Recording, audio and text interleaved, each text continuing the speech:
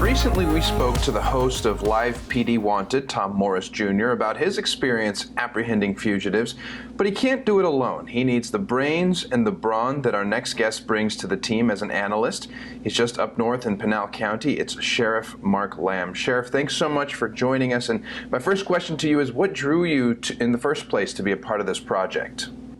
You know, I'm a little bit different than your normal law enforcement guy. I'm a big believer in thinking outside the box. I come from a marketing background, a business background before being in law enforcement. So I'm always looking for opportunities there where we can give positive exposure to Pinal County, to my agency, and to law enforcement in general across America.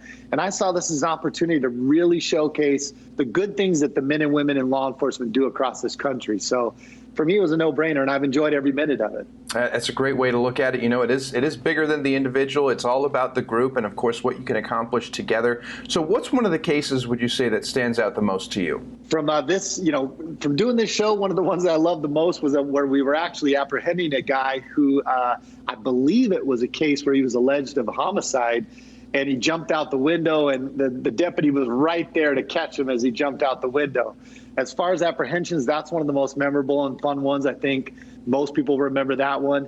And then one of the big ones was the tips from the Live PD viewers that brought a lady named Melody Bannister to justice. She had left and taken her kids away from her husband, and they had just basically disappeared.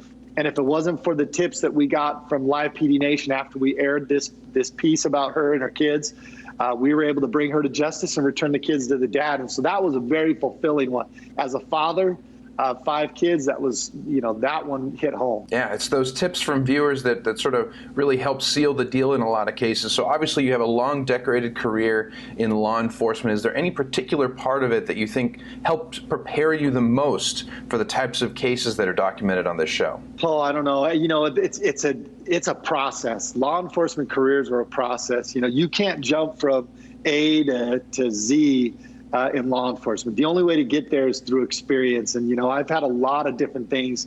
I worked a lot of years as a gang and drug detective and worked a lot of different types of cases. And I think all those really kind of prepared me to be able to hopefully provide some valuable insight on this show and some personal experiences to the Live PD Nation in America of what I've gone through and kind of personalize it for them. But yeah, for me, it's just been a great experience and a great opportunity to just continue to improve my own career as well. Yeah, it's one of those shows, and of course, even doing this interview, one of those things that helps improve people's perception of law enforcement. You guys are heroes, and certainly, especially during difficult times like this, we look to you as a sense of stability and normalcy. So, Sheriff Mark Lamb, thanks so much for your time this morning. Thank you for having me. I appreciate it. Thanks for the kind words.